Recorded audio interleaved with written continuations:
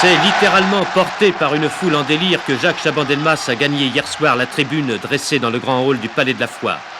Près de 2 heures d'attente n'avaient pas entamé la bonne humeur et l'enthousiasme des quelques 7000 personnes qui depuis 19 heures avaient pris place dans l'enceinte. Banderoles déployées, panneaux brandis, badges à la boutonnière ou en sautoir, ils étaient tous là. Jeunes de l'UJP, membres des CDR ou des comités de soutien des 2 départements, militants UDR, sympathisants. Beaucoup de jeunes. Et comme dimanche pour François Mitterrand, un emplacement réservé pour les élus de la majorité du Nord et du Pas-de-Calais. En quelques bonds, Jacques Chaban-Delmas se dégage de la mêlée de ses supporters et gagne sa place. Il est entouré du docteur Lernoux, de Maurice Schumann, de Pierre Bicoq, du professeur Mine, de M. Carouze, Torier, Lebas et Hall, 20 ans, qui a la tâche de le présenter.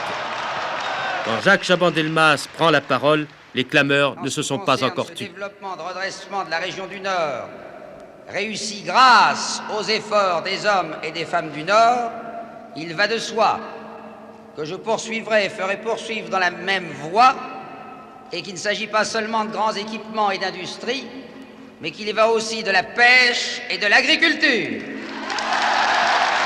Pendant 1 heure, Jacques Chaban-Delmas va faire acclamer le nom du général de Gaulle et celui de Georges Pompidou, dont il est le seul à même, assure-t-il, de continuer la tâche.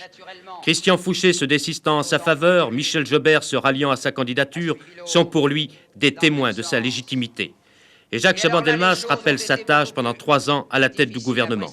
3 ans pendant lesquels il a commencé à construire une nouvelle société plus juste et plus libre. Cette construction d'une nouvelle société, il entend la poursuivre et l'achever en s'attaquant à tous les problèmes et en leur trouvant une solution, que ce soit l'enseignement, la sécurité du revenu annuel garanti ou le minimum vieillesse. C'est parce que ce ne sont pas des promesses en l'air. C'est parce que tout a été calculé, sérieusement. Car après tout, je ne le crie pas sur les toits, mais moi aussi je suis inspecteur des finances. Et moi aussi je connais les dossiers.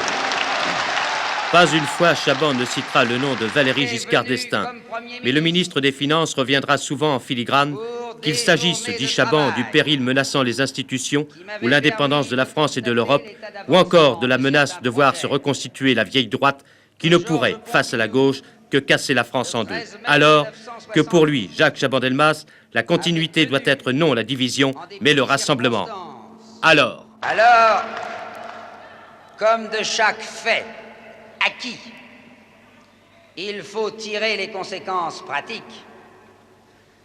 Jusqu'à dimanche soir, à l'heure de fermeture des bureaux de vote, allez donc trouver tous ceux et toutes celles qui, pendant quelques jours, ont pu être abusés et se tromper sur l'identité de celui qui est qualifié précisément pour assurer la continuité de l'œuvre de Georges Pompidou.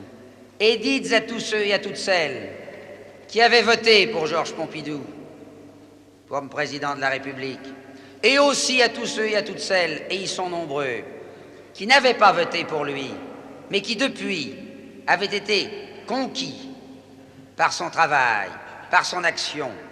Allez les trouver, allez leur dire, ne vous trompez pas, maintenant vous savez quel est l'homme du destin.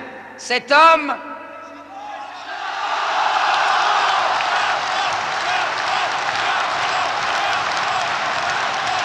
vous voulez une France en paix avec elle-même et avec les autres, je la maintiendrai.